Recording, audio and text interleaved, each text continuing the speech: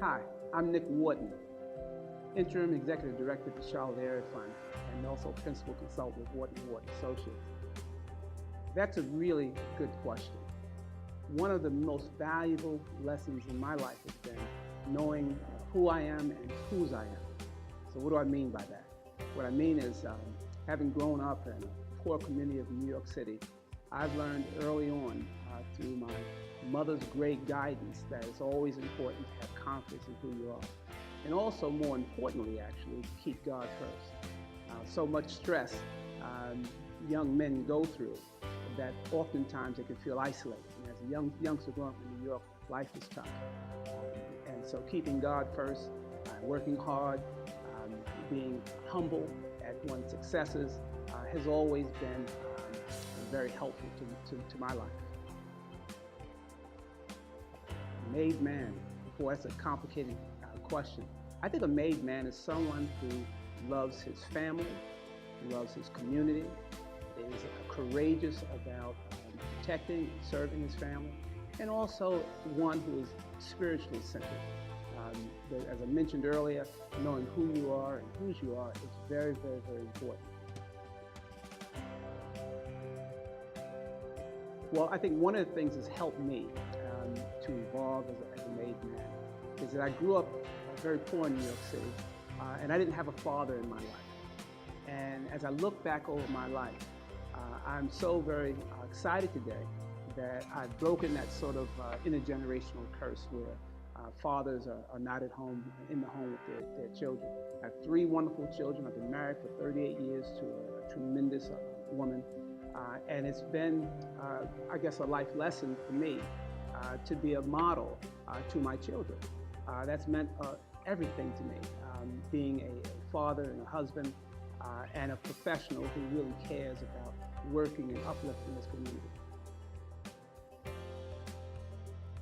I guess my advice to my younger self would be work hard, work harder, take more math classes. No, but I guess the biggest message I'd give to my younger self is to really, really, really take advantages of more opportunities that are around you. Because I think that in the long run, that will enrich oneself in ways that you can't even imagine. You know, mentoring has been a really important factor in my life. I've had at least 3 very important men in my life. My father not being in my home was a good non-example. But then I had very strong men, coaches in my life. One coach in particular told us, playing basketball in my high school in New York City, he said, if you don't graduate from high school, you're gonna have an ugly life. Not only are you gonna have an ugly life, you're gonna have an ugly wife, you're gonna have an ugly car, you're gonna have an ugly dog, you're gonna have an ugly house. Everything around you will be ugly. And we used to laugh to no end when he said that. But in actuality, he was really telling us something quite profound. He was telling us that if you don't achieve a high school diploma and move on in life to achieve other things, you'll look back and you'll feel miserable because those are the sort of essentials really, that sustain life. And he was trying to lay out a blueprint for us that was extremely valuable. And then there were other men who also gave me other interesting stories. So for instance, Deputy Speaker of the New York State Legislature, Arthur Eve, was one of my greatest mentors. And one of the things he used to always say to us, many of us who were in community service and higher education, political action, was that what you do for yourself, the car you drive, the degrees you earn, the sort of material things that you acquire over life is really God's gift to you. But what you do for those in the twilight of their years, those who can't do for themselves, older people who are elderly, who need assistance and support, or those who are very young and cannot do for themselves, really. And what you do for them is really your gift to God. So those 2 kind of dynamics were sort of mentoring models in my mind that kept me always thinking about community. So they were very significant. having some clarity about our history as African Americans, particularly African American males, we are under enormous stress to achieve.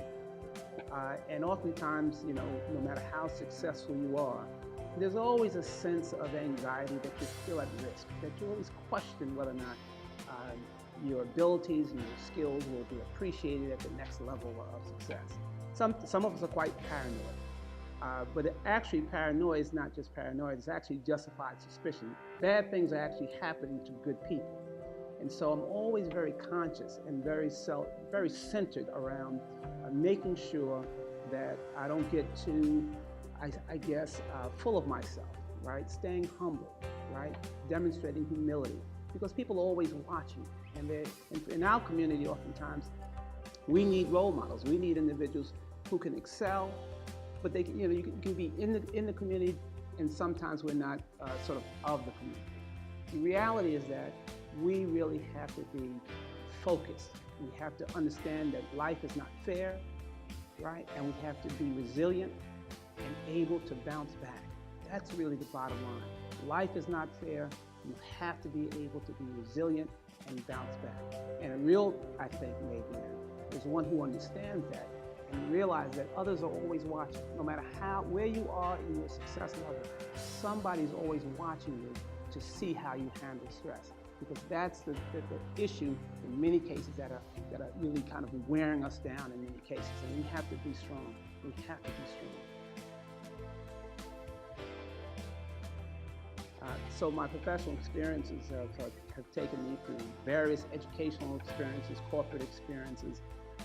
Everything I've done professionally has been trying to build more inclusive environments, workplaces, community organizations, and the community in general. What one can always count on me to be is authentic and honest. I think my integrity is one that is very important. Nobody is perfect. Nobody is perfect. But the reality is that you have to strive to be the best you can. And I think that when I think about what the needs of our community, Charlotte is a complicated place. We have huge affluence in the city, but at the same time, we have a significant portion of our community that, if we look at the statistics, will never progress. And so no matter how successful we are, we have to understand that there's a sort of mutual self-interest that we have with those who are less fortunate. That they are who we are. And I'm so connected to the life I used to live. And as I reflect back, I'm always very conscious of who I am and whose I am. And so I'm always aware that it's so important if you get in the front door of an organization, get in a job, it's always important to reach back. You have to be conscious of that, because that's really the essence of life, our relationships with others. So I am so humbled and honored for this distinction. The group of individuals that are listed here are just unbelievable individuals. I look up to many of them. I'm so honored. And I want to acknowledge the partners and sponsors for making this possible. The Man-Made Foundation, Wells Fargo, National Urban League, Miller Coors, Ciroc, Verse, United Nations, and Upscale Magazine. I want to thank them on behalf of myself, my family, and of course all the honorees. Also, I want you to join us actually on November 29th. Let me do say it again. Please join us on November 29th as the honorees mentor youth and college students, donate suits, and convene for the Made Men reception at 6 p.m. at Piper Glen Country Club. I'm really looking forward to seeing you there. This is an important occasion to not just honor men, but also really to honor ourselves and honor our community. Thank you so much.